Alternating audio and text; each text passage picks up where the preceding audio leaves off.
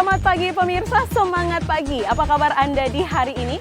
Senang sekali berita Papua hari ini dapat kembali menjumpai Anda bersama saya, Cynthia Delima. Sejumlah informasi penting dan menarik akan kami hadirkan untuk Anda.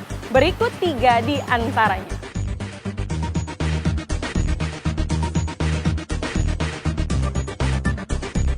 Polisi meringkus seorang pencuri sadis setelah sebulan buron.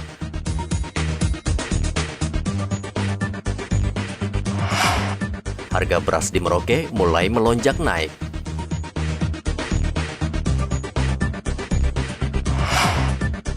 Siswa di Merauke lebih senang belajar tatap muka daripada belajar daring.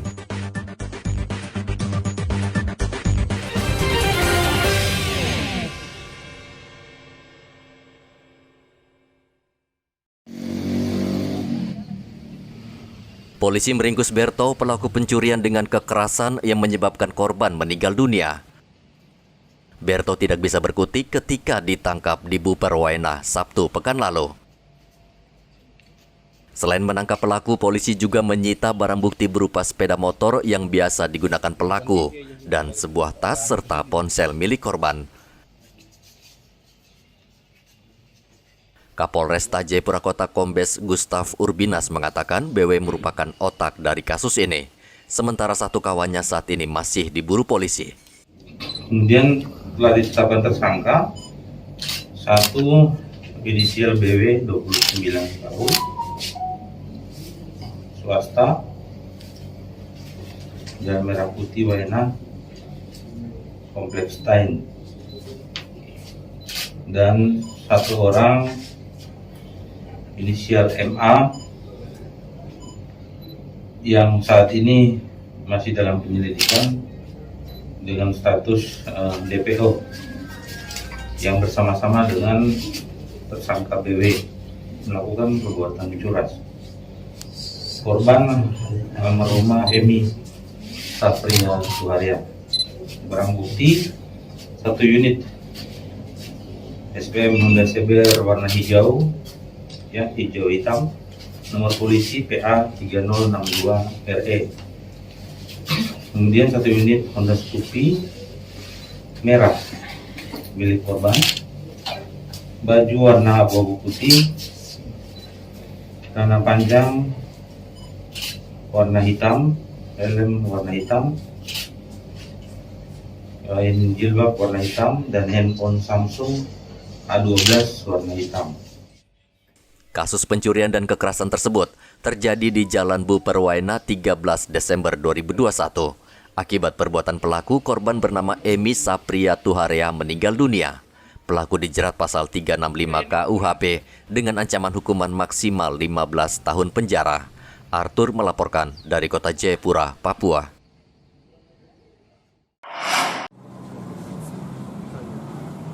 Polisi saat ini telah menutup lebih dari 20 toko miras yang tidak memiliki izin berjualan minuman beralkohol. Penutupan ini karena peredaran minuman keras ilegal di Merauke sudah sangat meresahkan karena kecelakaan lalu lintas dan tindakan kriminal banyak dipicu minuman keras. Kapolres Merauke AKBP Untung Sangaji mengingatkan pengusaha jika ingin berjualan minuman keras harus mematuhi aturan yang berlaku. Saat ini kan sudah 20 lebih pengusaha miras yang berjumlah besar itu kita tutup. Hanya begitu banyak kesibukan dari para tokoh. Hari ini pun tidak sempat Bupati datang karena mungkin ada kegiatan paling banyak. Sama karena sudah diwakili sama Bupati. Ini semua dalam rangka kita meminimalis kejahatan, walaupun tingkat kejahatan saat ini sudah turun, kita masih belum puas atas itu. Nah, yang kita lakukan coffee morning. Selain dari kejahatan atau kriminal, mungkin ada hal-hal lain yang harus dibahas oleh para tokoh dengan kita sebagai sambung lidah dari rakyat. Nah, cuman tidak berakhir hari ini saja. Nanti masih ada lagi di Bupati, di Dandim, sama di Lanut, dan ini akan menjadi agenda kita di setiap tahun untuk menyelesaikan perkara-perkara tertentu lewat komitmen. Untuk menertibkan peredaran miras, polisi menggandeng sejumlah tokoh masyarakat, tokoh adat dan agama. Karena selain langkah penertiban, sosialisasi dan himbauan secara terus-menerus cukup efektif untuk membangun kesadaran akan bahaya minuman keras. Muhammad Ridwan melaporkan dari Merauke, Papua.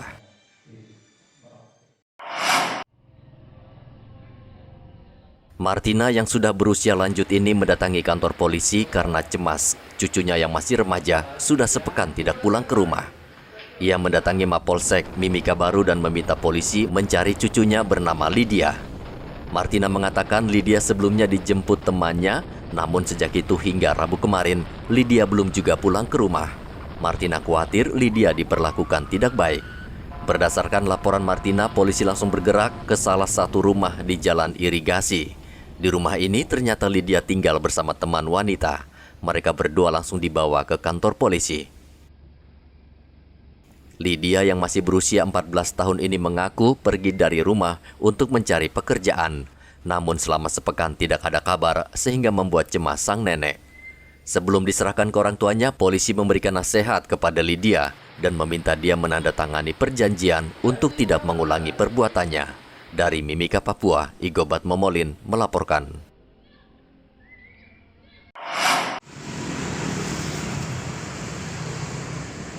Harga beras lokal Merauke di awal 2022 ini mulai melonjak naik. Beras Impari yang biasa dijual Rp8.000 per kilogram, kini naik menjadi Rp8.500 per kilogram. Sementara beras Ciliwung yang biasa dijual Rp9.000 per kilogram, naik menjadi Rp10.000 per kilogram. Penjual beras Tamrin mengatakan kenaikan harga beras dipicu petani yang saat ini masih dalam musim tanam. Sekarang yang Bapak jual ini ada kenaikan, Pak? Ya dari tadi saya bilang Rata. semua. Rata. Berapa per kilo rata-rata naiknya, Pak? Tidak tentu. Tidak tentu tapi stoknya banyak. Tidak. Coba lihat ketika kita punya stok ini. Oh, jadi sudah kurang dari petani juga ya? Hasil pantauan di pasar meski harga beras naik, belum banyak berpengaruh terhadap konsumen yang menilai selisih kenaikan masih tergolong normal. Muhammad Ridwan melaporkan dari Merauke, Papua.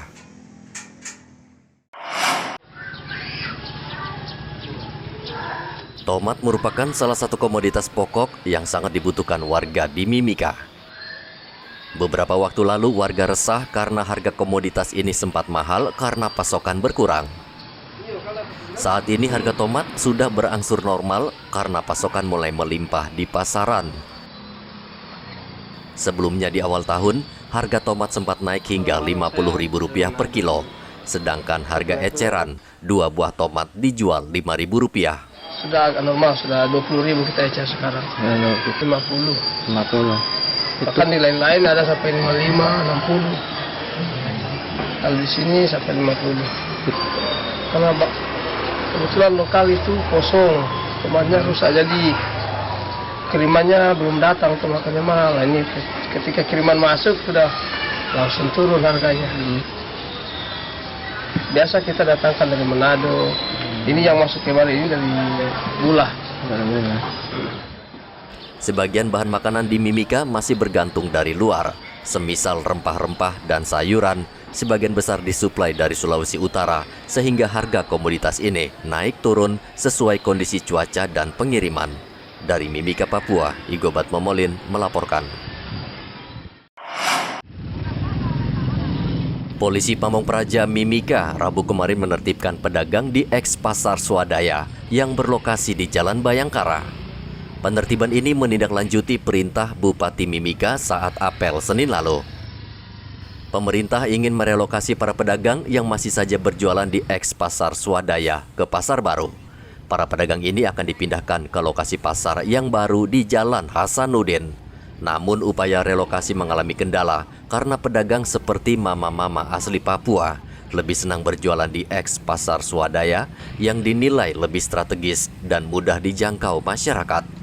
Dalam penertiban tersebut, polisi Pamong Praja dibantu beberapa OPD seperti Disperindak, Dinas Perizinan, dan Dinas Perhubungan. Jadi berkaitan dengan aktivitas di pasar lama itu, tahun lama sudah selesai, kita memasuki tahun 2022 dan kemarin sudah ada perintah dari Bupati dan besok kita mulai laksanakan penertiban kembali. Untuk itu kita minta dukungan dari Disperindak sebagai dinas teknis yang bertanggung jawab untuk pedagang dan juga dari perizinan membantu kita untuk penegakan izin-izin yang ada di pasar lama itu. Kita Satuan Polisi Pamung Praja siap untuk mengamankan perintah Pak Bupati sesuai dengan perda yang telah dikeluarkan. Iya, kita baru rapat dengan Kepala Bidang dan Kepala Subbidang untuk menentukan aktivitas untuk pengaktifan pos-pos yang ada di pasar dan di beberapa pos yang berkaitan dengan kegiatan masyarakat. Keberadaan pedagang di eks Pasar Swadaya sejak lama menimbulkan masalah.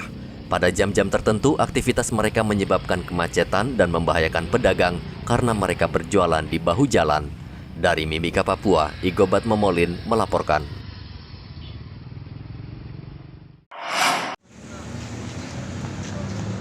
Saat ini sebagian sekolah di Merauke sudah melaksanakan pembelajaran tatap muka atau PTM. Tentu ini sangat diharapkan siswa yang sudah merindukan belajar di sekolah karena selama pandemi mereka harus belajar secara daring. Harapan itu juga diungkapkan siswa SMP Negeri 1 Merauke. Mereka berharap bisa terus belajar di sekolah karena lebih mencerna pelajaran dibanding belajar di rumah secara daring. Mau masuk pembelajaran tatap muka ya? Kalau menurut kau masuk dalam pembelajaran tatap muka seperti apa, Catherine? Pembelajaran tatap muka mungkin lebih efektif daripada daring, karena kalau kemarin daring itu ada banyak kendalanya, tapi kalau tatap muka lebih seru lah, bisa belajar lebih baik lagi, terus ya bisa ketemu teman-teman. Kemarin kalau daring itu apa kendalanya kamu? Kendalanya mungkin di jaringan saja, jaringan sama ya jaringan saja karena sering keluar masuk Zoom-nya untuk bisa ikut pembelajaran secara daring. Tapi kalau untuk menyimak pelajaran lebih mudah daring apa tatap muka? Tatap muka sih, karena dengan gurunya langsung bisa lebih mudah dipahami. Mudah dipahami ya. Melakukan pembelajaran lewat daring ya, lewat HP. Ya. Nah ini kan sekarang ada rencana untuk masuk ke tatap muka. Kalau menurut diri sendiri seperti apa itu? Iya, kalau tatap muka sih senang gitu, bisa gabung dengan teman-teman rame gitu. Jadi macam pembelajaran jadi luas. Jadi luas ya. Iya. Tapi kalau kemarin daring itu gimana penangkapan pelajaran itu apa? Susah, karena jaringan juga patah-patah gitu. Jaringan itu ya. Iya. Nah kalau pembelajaran tatap muka ini langsung seperti apa nantinya? Bisa cepat dimengerti? Iya. Bisa cepat dimengerti ya. Saat ini PTM belum diterapkan secara merata terjadi di Merauke karena tidak semua orang tua murid setuju anaknya masuk sekolah. Mereka khawatir ancaman varian baru Omikron yang sedang merajalela di sejumlah negara, termasuk Indonesia. Muhammad Ridwan melaporkan dari Merauke, Papua.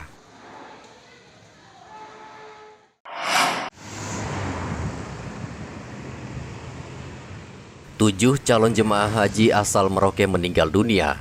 2 diantaranya meninggal akibat terpapar COVID-19. Ketujuh calon jemaah haji ini masih dalam status menunggu keberangkatan ke Tanah Suci yang tertunda karena pandemi. Di Kriwati, petugas urusan haji Kementerian Agama Merauke mengatakan calon haji yang meninggal dunia sesuai ketentuan bisa digantikan salah satu anggota keluarganya. Jadi 135 itu yang sudah meninggal itu kurang lebih 7 orang. 7 orang ya. 7 orang itu yang 2 orang itu langsung dibatalkan dari keluarga. Tapi yang 5 orang itu dilimpahkan kepada anak kandung ke ahli waris. Ahli waris ya. Jadi kita sudah proses 5 orang sudah menjadi anggota, sudah menjadi terdaftar untuk kuota tahun 2022 ini bila regulasi diberangkatkan karena sudah lengkap, sudah ada pelimpahan porsi ke ahli waris. 7 orang itu kisaran umur berapa Bu Haji? Sudah tua-tua, yang sudah meninggal itu sudah tua, Pak Yusuf Karminudin dengan istri Bu Asriati. Terus Pak, ada berapa nama-namanya itu enggak ini, kita nggak bawa catatan. Oh gitu. Ada memang yang terkonfirmasi dengan COVID juga itu? Ada COVID.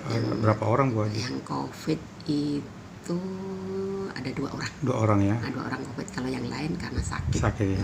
Sakit ini. 2 orang karena COVID.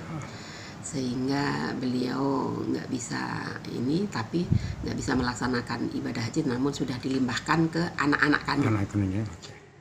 135 calon haji saat ini masih menunggu kepastian untuk menunaikan ibadah haji sesuai aturan yang ditetapkan pemerintah. Namun pandemi COVID-19 yang melanda dunia 2 tahun belakangan ini mendorong Arab Saudi menutup pintu negaranya sehingga jutaan calon haji terpaksa harus menunda melaksanakan rukun Islam kelima. Muhammad Ridwan melaporkan dari Merauke, Papua.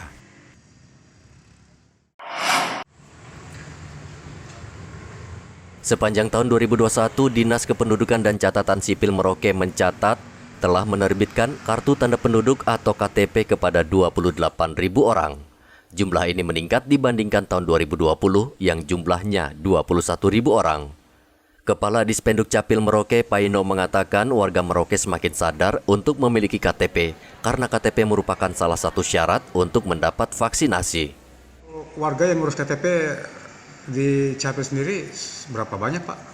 Kalau KTP sudah tahun 2021 itu kita cetak kurang lebih 28.553. Itu di tahun 2021. Ini pencetakan ini baik pencetakan baru maupun pencetakan lama. Artinya pencetakan lama itu adalah mungkin dia namanya salah atau mungkin KTP-nya hilang atau mereka pindah. Jadi 28.000 itu terdiri dari pencetakan baru maupun pencetakan lama yang KTP hilang dan pindah alamat. Pak, usia berapa yang banyak ngurus KTP ini, Pak? Usia pemula apa sudah yang lama? Rata-rata pemula. Pemula, Pak, ya? Iya. Kalau yang lama itu ada perubahan aja, pindah datang. Pak, kalau jumlah KTP yang dicetak ini dengan jumlah penduduk yang ada ini apa sudah cukup atau memang masih? Sudah 90, kurang lebih 90%. 90%, Pak, ya? Iya. Sampai dengan saat ini, Pak, ya? Iya. Pak, untuk mereka yang sampai dengan saat ini belum mengurus KTP Merauke, apa himbauan Bapak sendiri? Ya segera mereka mengurus karena sekarang semua kepentingan kependudukan itu kepentingan mereka harus pakai KTP berbasis SNIK itu. Mulai mungkin urus perbankan, mau masuk sekolah, masuk segala macam itu sudah harus punya KTP. Jadi saya sampaikan ke seluruh masyarakat khususnya Merauke segera mengurus KTP-nya. Baik datang langsung ke kantor maupun nanti kita akan datang ke tempat-tempat yang kita akan kunjungi ke masyarakat. Nanti kita bisa datang ke masyarakat, kita foto, baru kita cetak, baru kita antar ke kampung-kampung. Rata-rata setiap hari Dispenduk Capil menerbitkan 100 KTP karena mengurus KTP saat ini tidak sulit dan syaratnya dipermudah. Di Merauke masih banyak warga yang tidak memiliki KTP seperti warga Kabupaten Asmat. Tanpa memiliki KTP, warga Asmat akan menemui banyak kesulitan. Salah satunya tidak bisa mendapat bantuan tunai langsung dari pemerintah. Muhammad Ridwan melaporkan dari Merauke, Papua. Pemirsa, berita yang baru saja Anda saksikan sekaligus menutup jumpa kita dalam Berita Papua pagi ini. Bersama kru yang bertugas, saya Cynthia Delima ucapkan terima kasih dan kami pamit undur diri. Selamat pagi, semangat pagi, dan wanyambe.